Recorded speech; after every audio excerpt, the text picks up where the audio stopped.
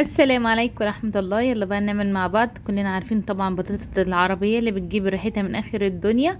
هعملها لكم النهاردة بطريقة بكل التفاصيل بتاعة البطاطا بتاعة العربية من غير ما نشوي ولا نوجع قلب. بس كملوا معايا الفيديو للاخر. بس قبل ما نبدأ لازم تسموا الله وتصلوا على الرسول وتنزل الشركة في القناة. وشكرا جدا على 500 مشترك، عقبال 1000 و100 يا رب.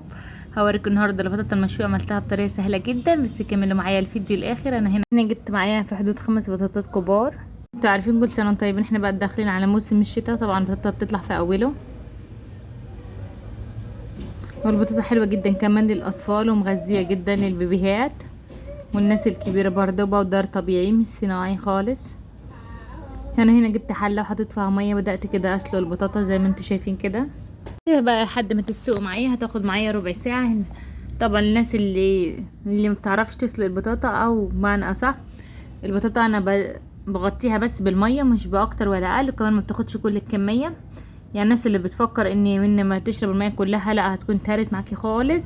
فانت هتغطيها، وبرده بعد ربع ساعه تبصي عليها وتقلبيها من ناحيه للتانية. كده شكل البطاطا بعد ما استوت معايا. خدت معايا ربع ساعه بس، وما شربتش كمان كل الميه، بس انا صفيت باقي الميه بتاعتها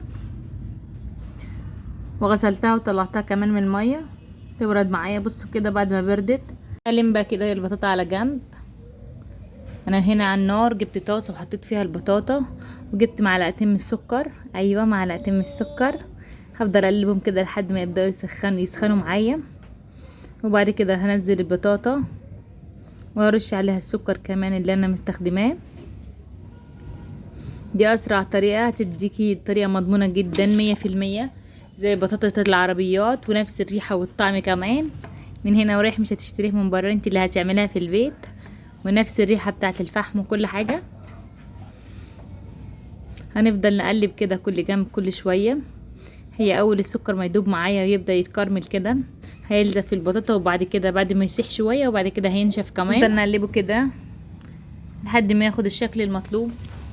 والناس برضو اللي حابه تشويه اكتر هنقلبه كده على الجنبين لحد ما ياخد الشكل المطلوب.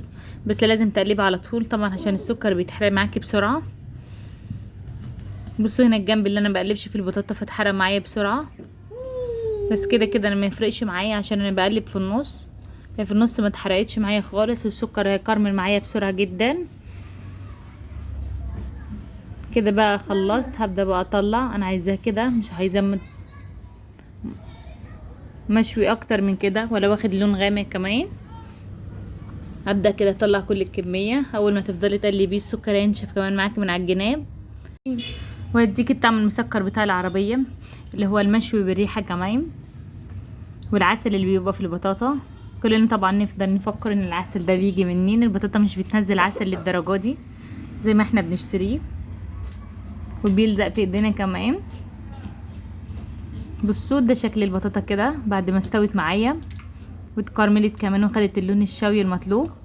حابه تحمر اكتر من كده ماشي، مش حابه برضو على حسب اللون اللي انت حباه. بس الطعم والريحه 100% زي بتاع العربيه بالظبط، مش هتفرقي جدا عن بتاع العربيات خالص. بصوا لو السكر بتاعته والعسل برضو بتاعه بالظبط اللي بينزل من البطاطا نفس الشكل والريحه. وجربوها وقولوا لي برضو رايكم. وبس كده خلصنا الفيديو بتاع النهارده. عملت لكم بطاطا العربيات المشويه بطريقه سهله وبسيطه جدا من غير ما نشوي ولا تعب في الفرن، ولا هتطول معايا، بالعكس هتاخد معايا 10 دقايق على البوتاجاز على طول. كده خلصنا الفيديو. يا رب الفيديو يكون عجبكم. عايزه بقى لايك حلو وكومنت احلى وتشتركوا في القناه، واشوفكم تاني ان شاء الله في فيديو جديد.